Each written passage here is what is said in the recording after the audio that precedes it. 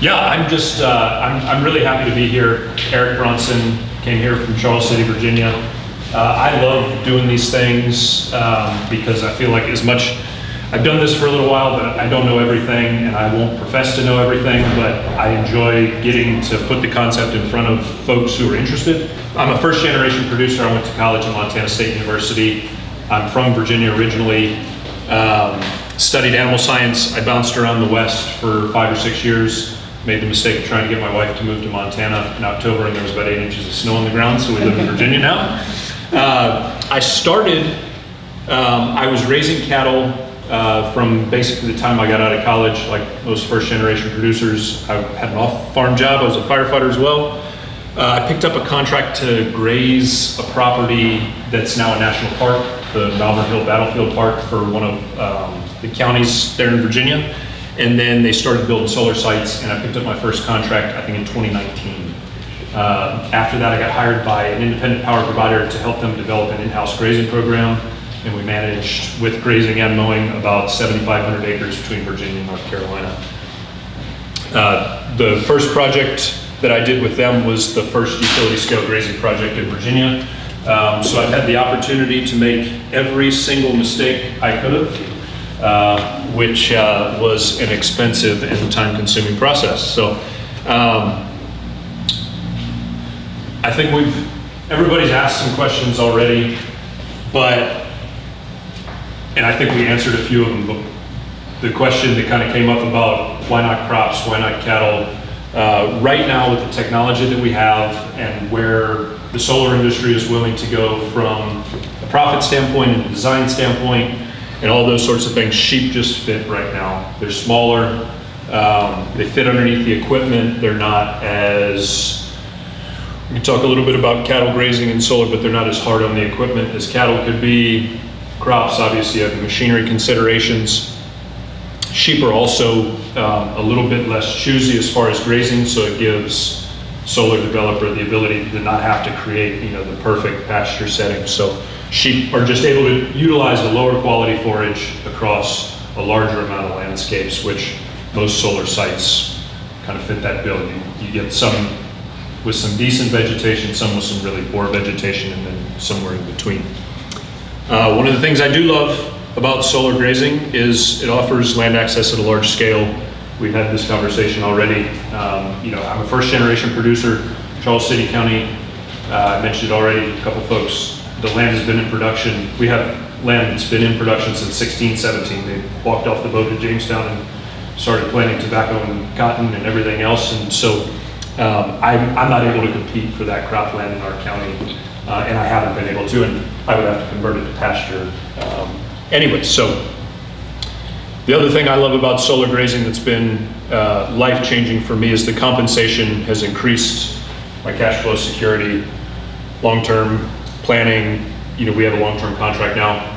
It's changed the face of what was a very small operation is now, the largest sheep producer in the state of Virginia. And that's purely because of the opportunity of solar grazing. Now, that's not to say we've still got to be good land stewards, we've got to be good stockmen, and we've got to be able to manage a business. We're going to talk about this a lot, but solar grazing is not a silver bullet, and it's not just putting a certain amount of sheep out on a solar site and printing money. And so I think everybody in the room is a producer and acknowledges the labor that goes into raising sheep. So I think this group of all people probably, and we've got some who are already out there. So understanding that the work involved really doesn't change, and we still have to be good producers and think about the public-facing side of this as well, depending on where those sites are. I think sheep producers, we can speak to this off solar as well, but solar grazing specifically, when you're making that pitch to a developer or a locality about why solar grazing, especially with sheep, is so important. It's low impact, right? No compaction from machinery. If you have a newer site and you're coming out of that stormwater permitting process, you're easier on the landscape, you're easier on those stormwater features. You're easier on the soil. You're actually addressing compaction in some cases, depending on how well we're able to graze. It's environmentally friendly in that same vein, safety conscious. You take the army of guys and girls out there with weed eaters and mowers and within the equipment and the wiring, and we take that safety factor and kind of multiply it. You have less people out there, you have the animals, we have a pretty good amount of control over where we go and how they graze and how long they're there. And the other thing I like to kind of frame for the solar developers and the long-term asset owners is we're out there every day. Some of these sites, they may not see a section of the site unless they're inspecting it or something's broken. So it could go 6 months. A tree could fall on the fence. Someone could leave a gate open. Any number of things could happen. We're out there every day. And what I tell the developer or the asset owners, I'm putting the same eye on your equipment that I am on the sheep, right? I'm looking at thousands of sheep every day.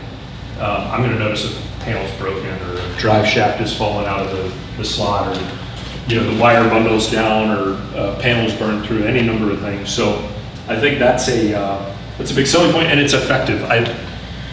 This picture is from a site. This is a site that I had that had some better vegetation than what you'll see in some other photos, but this is a before and after of the section. So it's actually a pretty light graze. It's been so long ago, I couldn't tell you how many sheep, how large the paddock was, but I can tell you it was less than 48 hours of grazing. Solar grazing basics, I don't think we need to run through this, kind of the same thing. It's just targeted grazing. On these really large sites, it's even less like targeted grazing. You're running your own sheep operation. There just happen to be solar panels over top of it. And I'll kind of mix in some of my personal experiences with this. We run on site 12 months out of the year. Our asset owner was totally fine with that. There was not even a discussion about it. So everything we use is still portable, but we spend 12 months out of the year. We don't move the sheep off site in the wintertime. We'll get to that discussion here in a little bit. The benefits, we already talked about it.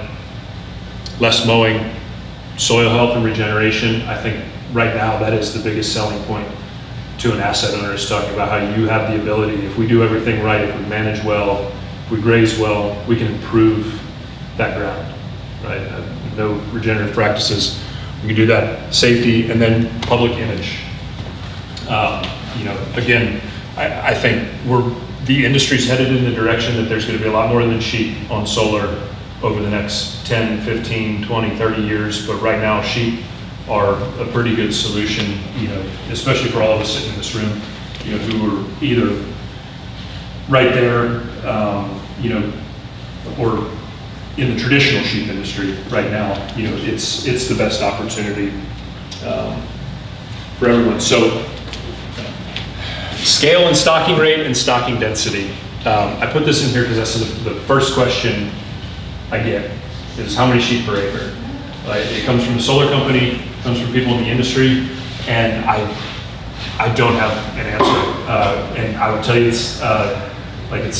the answer I give is how long is a piece of string, because it's so dependent on the soil, the vegetation.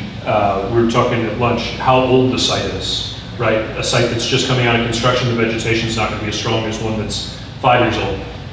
Here in Ohio, you guys are really lucky. Your soil across the board, in most cases, is more productive than what we have in Virginia. In Virginia, most of the sites are built on like pine plantation land, former loblolly land. Here, for the most part, where these sites are going, you guys have really, really good soil. It's going to be more productive.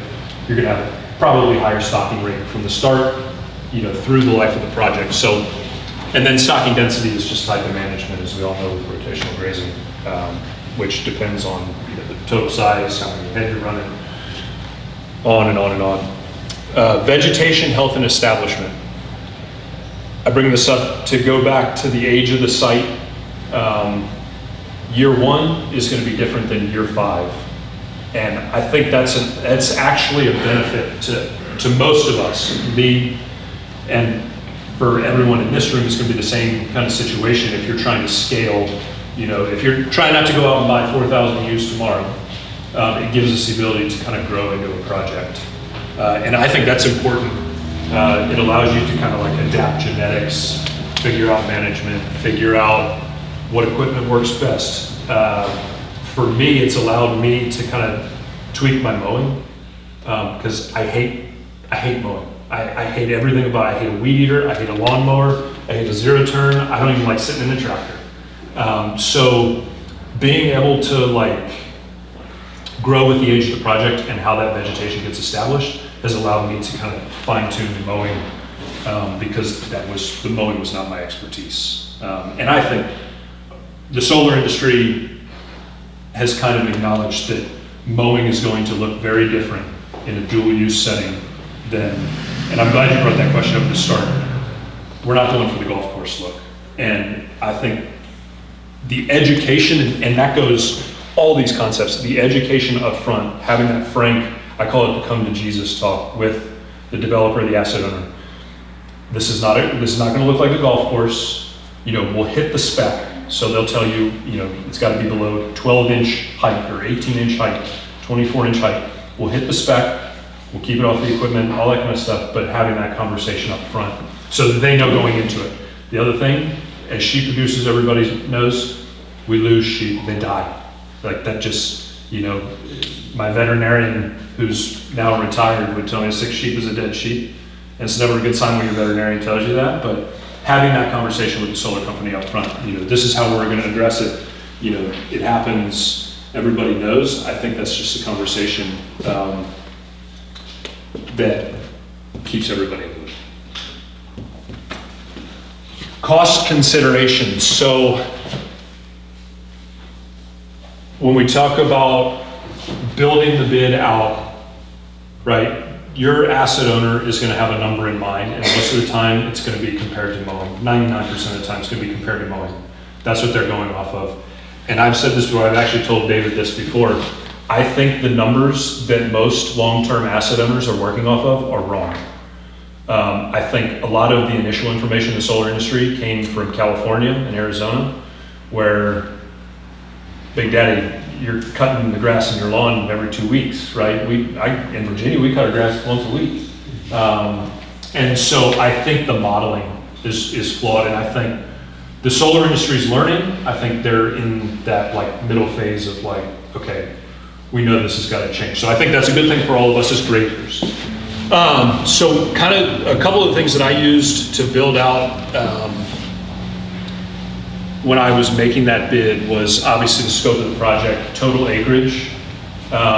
Some of these projects you'll have like an inside the fence acreage, and then there will be a certain amount outside the fence. Some of the projects don't, like the project I graze right now, we don't have any outside the fence acreage. It's all native timber buffers. So there's nothing to mow, it's all inside the fence. The area of the project, roads, access, surrounding use. Some sites are easier to get into with heavy equipment, some sites are more difficult. Utility scale sites, 99% of the time, they had to get tractor trailers in there to build it.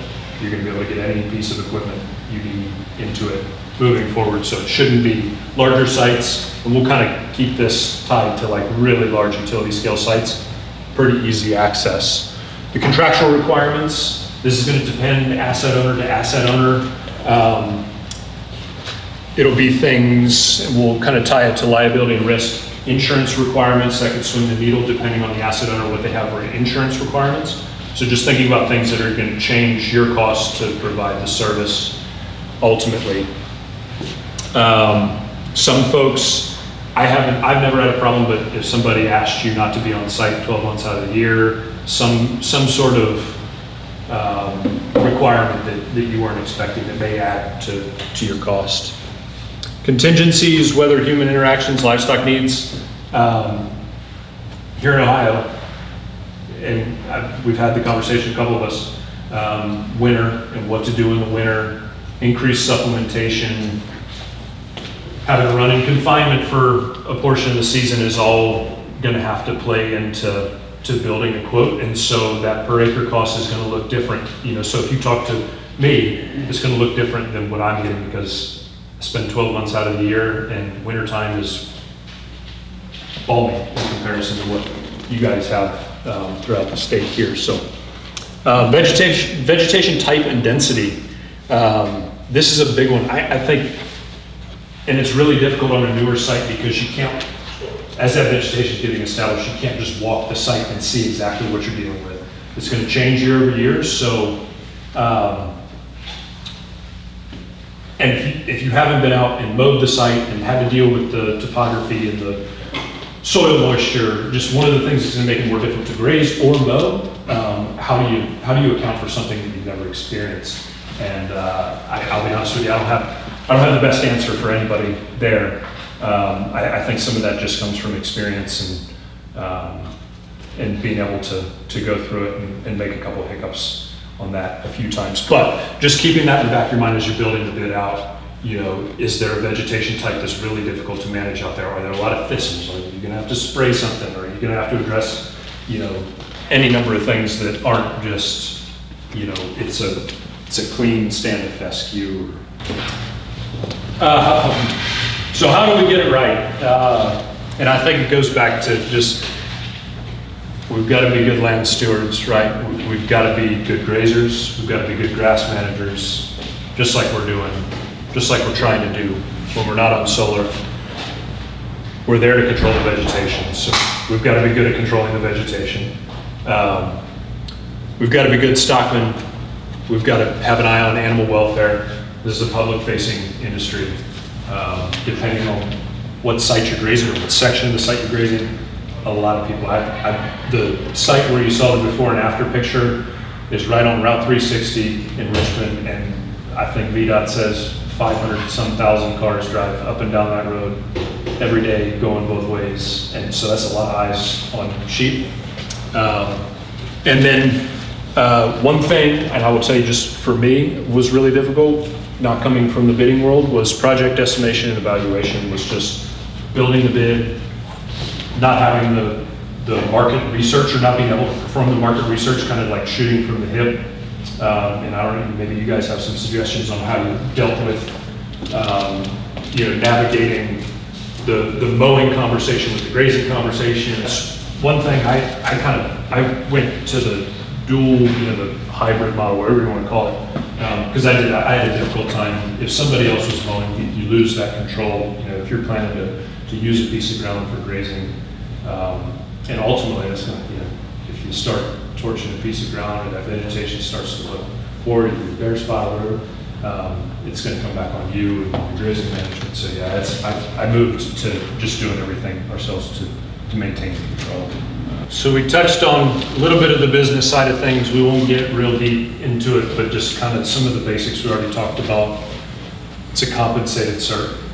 It needs to be compensated. The increased insurance, no offense, solar industry professionals, the headache of dealing with the solar company, right? You're not on your own place. Like, there are requirements, there's contractual requirements, you're providing a service, and we need to be good at providing that service too. And solar grazing is the tide that lifts all boats for the sheep industry, and I think the better we can do as an industry about keeping it professional, doing a good job, putting best foot forward, the best it is for everyone nationwide. Avoid the race to the bottom, talked about this. I know it's tough as farmers, everybody wants to do their own thing. You don't want to have someone else's name on something, but there are, I think, as the scale grows, and this is nationwide, we're not talking about Ohio, nationwide, there's going to be a lot of opportunities to collaborate. There's going to be folks that are better resourced, some that aren't as well resourced, some younger guys that could benefit from some mentorship. I know, Lord knows, I could have used, there was no mentorship available. ASGA, who now has 1,500 members, I was like member number 26 or something. There was no mentorship. And luckily it grew very quickly, and I had to make mistakes largely on my own and found some really good mentors who were solar grazing. But we talked about this feeder land production. And this is me personally, someone's going to come up with better solutions, but it's a secondary revenue stream, right? The solar company's not paying me to produce 180% land crop. They're paying me to keep the vegetation a certain height, and the lambs are a bonus. And it can be a really good bonus if we manage well and we have the labor resources and the genetics and all those things line up, the weather and all the stuff that goes into producing a good commodity feed crop. But you're there to manage the vegetation, and that needs to be the priority. Then everything else can kind of funnel around that. I've seen a lot of additional opportunities for land management, tree planting, stormwater control maintenance. We get some, like, if some erosion occurs, some reseeding. I do a lot of reseeding, and it's pretty simple. Straw matting here and there, drone photography. There's a lot of opportunities to boost your income a little bit, especially if you have an established relationship, you're already in their contractor platform. It's easy to make it work. And I used that number already. More than 70% is from vegetation maintenance. This was especially important for me because I wasn't a large sheep producer when I started. So I had to scale really quickly and find some avenues to finance it and grow at a scale pretty quickly, like kind of at the drop of the hat. So the initial investment, going back to kind of what we talked about with bidding, you got to evaluate the scope and size. How many sheep are you going to need? How many sheep do you need in year 1, year 2, year 3? How well do you feel like you can grow into that? Can we go from 500 ewes in year 1 to 2,000 ewes in year 3? Can you use some of that compensation that you're getting to boost your ewe numbers in year 3 and or retain replacement ewes? However you want to scale or need to scale, just keeping that in mind, what you need as far as a plan. Financing, just as important as it is off solar. One thing that I ran into was it was really difficult to go to a traditional lender like a farm credit. It was already hard because I was a young guy and they didn't want to lend money to me anyways.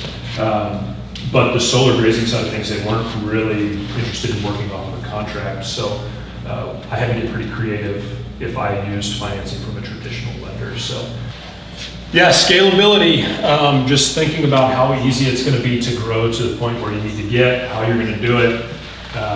Again, going back to the first couple of bullet points, liquidity, any business.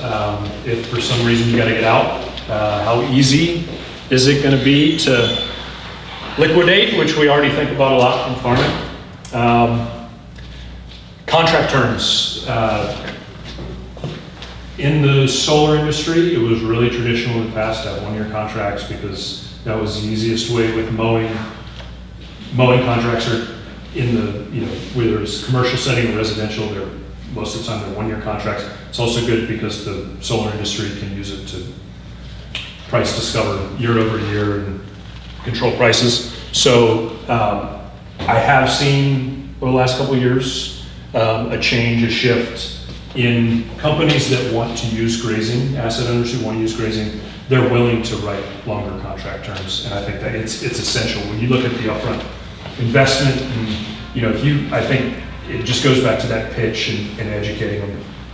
I think it's really easy to make a compelling case. Look, if you want me to spend $250,000 on this operation, I need a little bit more security than that. And describing that, you're dealing with living, breathing things, and you can't just park them in the garage for the winter.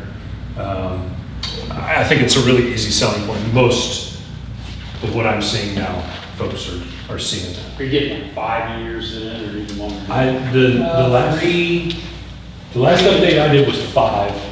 I think, and folks coming from the bidding world can probably, speak to this a little bit better, but I mean, if we're looking at inflation and some of those things, unless you've got a really good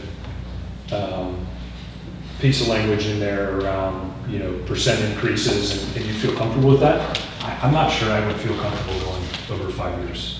I mean, and maybe that's my tolerance for risk, but, So then would that go back out for bid then? Yeah, unless it depends company to company. So like if you contract, say for instance, Dominion Energy is the state utility of Virginia, they're required to put things back out for an RFP every 5 years, whatever, give or grazing. So that would be required. Now, AES, I'm not the state utility, they're not the state utility, so they can just say, hey, you've done a good job, let's re-up it for another 5 years. Or if I'm not happy with them, maybe I'll go back to kite surfing as Louise, get out of solar grazing. But yeah, I'm not sure. 5 years would probably be my limit, especially just given the current economic. Right now, unless you really mess up, there's not a lot of competition for the service. So,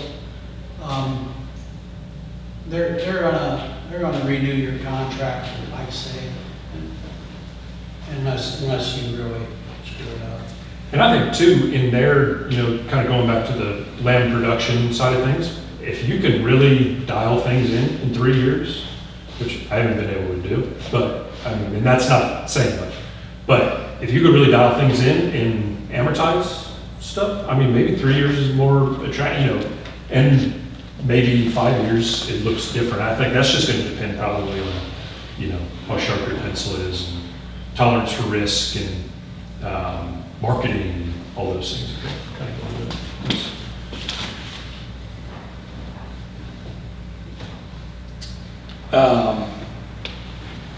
Most of this kind of comes, everybody's probably raising sheep or farming in some capacity now, but these are a few of the things that I've found have really affected kind of just the business model and the ability to pull things off. So labor.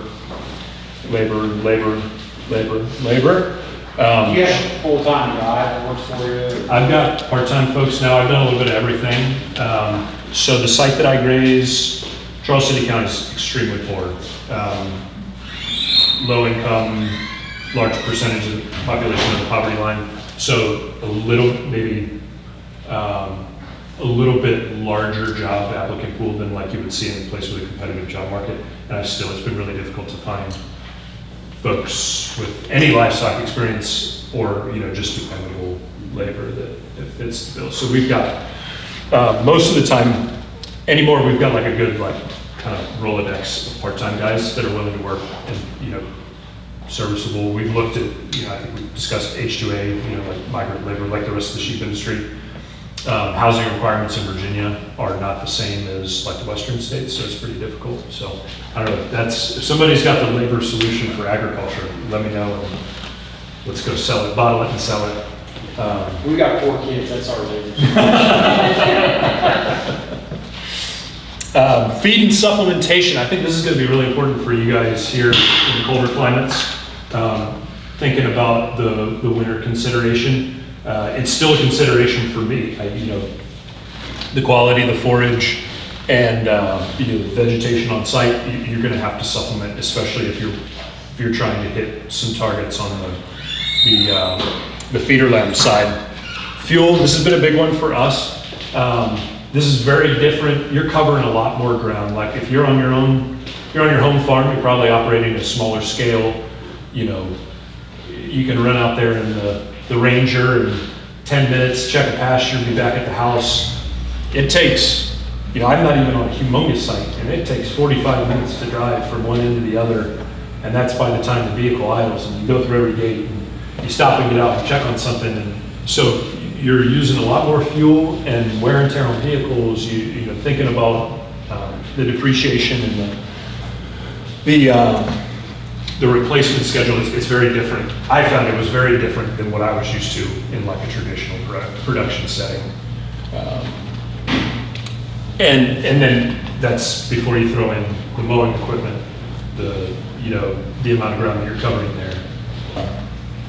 And then maintenance and repairs. What we found is even compared to, if you're mowing your home place, the ground can be very different. Again, Ohio, you'll have a little bit easier time, but the ground's not as smooth as your crop field. It's, there's debris. This was a construction site for 18 months. So just factoring that in on the mowing side, you're having to use a different type of equipment in some cases, whether it's a Ventrac or a larger utility grade zero turn, the parts are more expensive, you may not be able, in some cases, you may not be able to do the repairs yourself. And you call in the dealership or, however, again, some of that is going to depend operation to operation, but that's something you just got to think about in this setting. And at the very end, just remember, you're not on your home farm. There are going to be a lot of differences, so just keeping that in mind. Thank you. And I will not, again, not an Ohio producer. I've never farmed in Ohio, but these were just a couple of things, and I'm sure you guys are already, everyone in this room is already acutely aware of it because you operate here in the state. But these were just some of the things thinking about for you guys just to kind of keep in mind. Coming from the solar side, that are going to affect, either the way you bid the site or how you structure, how you think about operating in the solar grazing space. Winter housing, again, I mentioned we looked at a lot of different options for running off-site to either boost our lambing percentage or just have some access to some better supplementation. We've looked at cover crop grazing, still haven't found a situation where many producers who have been amenable to it. I know a lot of other states, some folks are using it with some great success in some situations. I think our problem, we're in the Chesapeake Bay watershed, highly regulated, still a lot of fear of regulation from a lot of the grain farmers around. We've been no-till for a long time, and I think there's some fear about going back to some cover crop grazing for those guys. But increased supplementation, just the quality of the forage in most cases, you're gonna have to supplement to some degree. Might be a lot, might be a little, but you're probably gonna have to supplement different than you are on your home farm. This has been a big one for us, feed byproduct use. If you're supplementing more, finding some avenues to supplement in a lower cost manner. I know you guys try distiller grains up here, soy hulls, some of the more grain-based byproducts may or may not be better for you guys. We use a lot of whole cotton seed. We have 2 cotton gins, within pretty close proximity. We've used some brewer's grain in the past. We've got a big Anheuser-Busch brewery about 30 minutes down the road. So we've used a little bit of that. Some of it works really well, some of it doesn't. We've done a little bit of testing. The whole cotton seeds work really well for us. But it's just going to depend regionally. Lambing season, no-brainer. Marketing channels, I think pretty similar for all of us. The ethnic market, East Coast. I don't think marketing is really going to be a problem for any of us. Geographically here, we know we import 75% of land that's consumed in the U.S. So it always kind of burns me up when I hear the argument, well, if 3,000 sheep get added to a solar site, it's going to flood the market. It's not going to flood the market. 5,000 sheep get sold every Monday at New Holland. I don't think they're going to notice. Ewe acquisition, I mentioned it, bringing ewes in from a different place. The genetics aren't adapted. I think that's something that's going to get better over time as the scale grows here. But that was something we ran into, was having a large enough pool of genetics that we wanted that would work with what we had. We brought a lot of sheep in from out west. Some cases it worked, some cases it didn't. You guys might be a little bit easier position here, having access to the, being a little bit closer to Kansas and Iowa and some bigger groups of sheep here in the Midwest. I think you guys have a little bit of an advantage geographically than we do in the Southeast. So it's a good thing ultimately for y'all on the solar side. For anyone who's not familiar, the American Solar Grazing Association is a producer organization, nonprofit.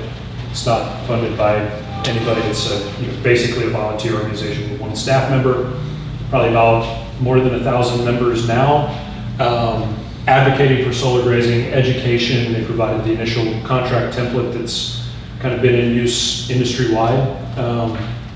So they've done a lot of great things. The certification program is fairly new, so ASGA developed certification template that then goes out to either a solar grazer, or I think there may be 1 or 2 land-grant universities. The American Land Board is one of their education hubs, but it's a certification program for solar grazers. I think right now the program's so new, we don't know if it's beneficial or not. That would be what I would say. I think we need a little bit more information about what that looks like. I would really just hate to see a situation like if It maybe pulls away some opportunities from someone who can't pay because it is a paid certification program. Maybe a producer who is lower on their list of priorities as opposed to starting a successful solar grazing operation, but they do have a certification program. And then that goes into the American Land Board. That's the checkoff program that everyone is probably familiar with. They have taken a keen interest, obviously, in solar grazing, the opportunities that exist for the land market regionally and nationally. Cameron Meyerly is the sustainability director. He's an Ohio producer. I think some of you may know him. For those of you that don't, happy to set up a connection. He's a great resource for Ohio producers, sheep producer, solar grazer in the future, near future.